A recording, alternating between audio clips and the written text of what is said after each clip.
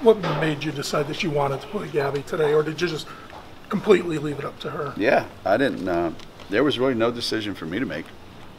You know, she just came to shoot around and got dressed and went through everything. And I had said, let's see how she feels tomorrow. And she went out there and went through it as if, I don't know what the big deal is. I'm playing tonight, and I said, okay, so that's how we're gonna go. So let's go. And then I just went by how she looked. That's my thing with all the kids that play when it's their decision. You know, I've had them tell me, listen, you know, let me stay in. No matter. I said, no, I'm not gonna let you stay in. If I think you're looking good out there, I'll let you stay in. If I think you look lousy, you're coming out. It was hard to take her out tonight. Was that kind of hard when she went down towards in the third quarter when she went down? Yeah, you just go, well, maybe she's done for the night, maybe she's not. But there didn't seem to be that sense of urgency in her face. So I just took it as, you know, she just needs a breather. And, you know, I was fine with it. If she told me, Coach, I can't go the rest of the night, then that's what we do. But she sat right next to me and kept going. I'm good. I'm good. I'm good. I got enough people in my ear on that bench, so I put her in. Yeah, you took her out and she had the headache that night, right? Did you wanted to play, I'm sure, and she wasn't affected? Yeah, that's what you said. That's what I said. Yeah. You know, I said, I'll play you. I'll play anybody through whatever they want to play through if you're cleared by the training staff, and it's up to you. I'll play you as long as you can play. But the minute you start to look like whatever it is you have is affecting you, I'm not going to play you. So they know that. And, you know, don't be out there going, well, I'm going to try my best even though I'm hurt. Why? So you can play lousy and go, well, I tried my best. Either go out there and play great, like you normally play, or don't play. It's not that complicated. She looked pretty good. She looked really good. I should sit her out more often, huh? She was incredible. She really was. When she's doing what she did today, you know, you can't, watching her on television doesn't do it justice. You got to come and watch her in person to really get a feel for just how much of an impact she has on the game. I know she's too young to know, but I said this earlier in her career. I said it's like watching Lawrence Taylor play linebacker. Whatever you're running on offense, you're not going to be able to run it when she's on the floor. And it doesn't matter. It doesn't matter whether you give your guard the ball and you give your small forward the ball or you give your center the ball. It really doesn't matter. She's going to disrupt everything that you're doing. And I don't know if there's a lot of players around the country, if any, that can do that. When you tried the I try your best, you didn't pull out your Nicolas Cage, Sean Connery from the No. I can't go there. These guys, they're too young to know that, and their minds can't handle that. That comment by Sean Connery, one of the all-time greats. The more you bust Azare's chops, does that mean the happier you are with her? I'm never happy with Azare. Did you see that little bump she took in the lane and shot an air ball from 2 feet? I ask these guys all the time, see, how do you get a 2-foot shot and you miss it by 3 feet? That's not possible.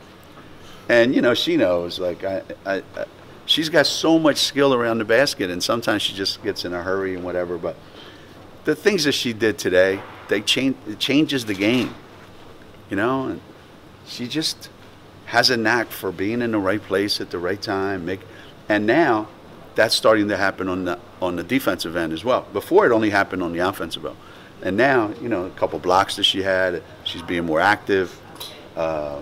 She's fun to coach.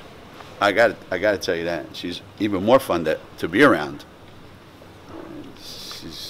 It's aggravating at times because there's just so much there. I wish we had her for 3 more years. She probably doesn't think so, but I do. You talk about just having some time off. Is it a blessing to give these kids a couple days? It's been a long year. It's been a really long year.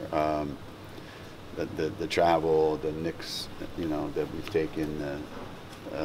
So it's been a lot. It's been a lot, and we're going to take it's today Tuesday, Wednesday, Thursday, Friday off, and I don't even know what we'll do Saturday. Then next week they're on spring break, so they're all out of school, and we've got to find some way to keep them occupied, obviously.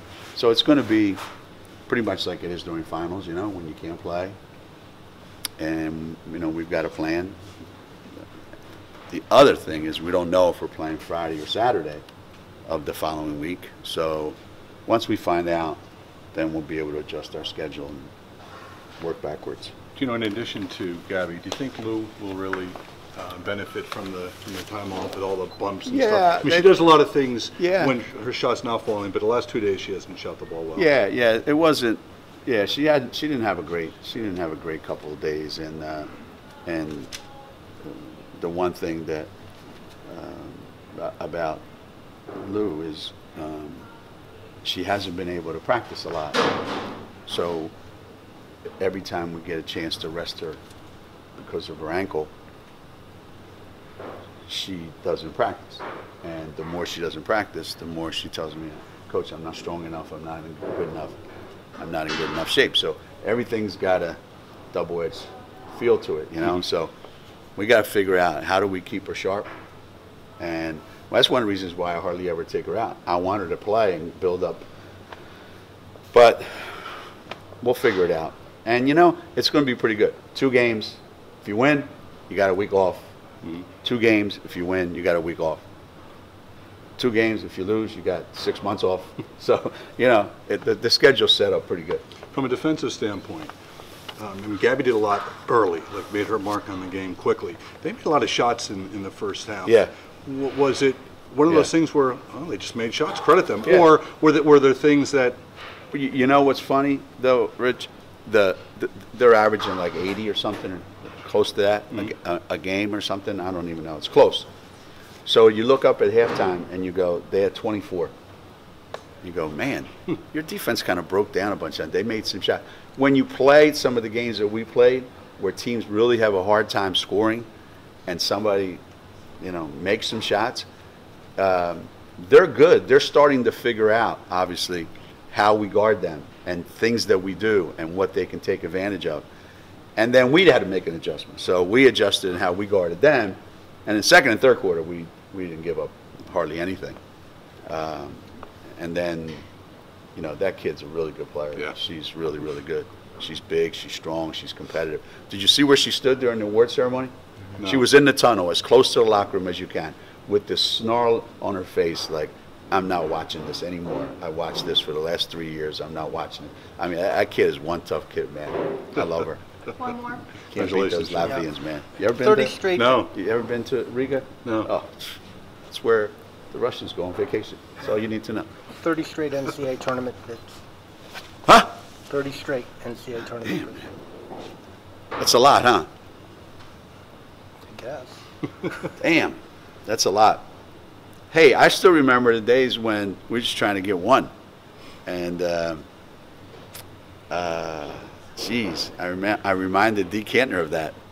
She was the official when we went to our very first regionals. We won here and then we got to the regionals.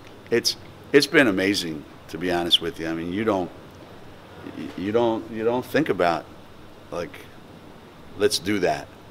I mean, I know somebody must have done that already in the past. Tennessee and Stanford. Yeah, so, it's not like we're the first ones to do that.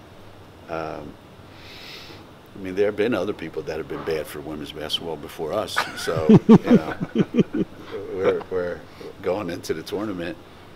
It's like when you play women's basketball at Connecticut, you're supposed to go to the NCAA tournament. That's like non-negotiable. It doesn't mean you got to win the NCAA tournament, but you got to go to the tournament.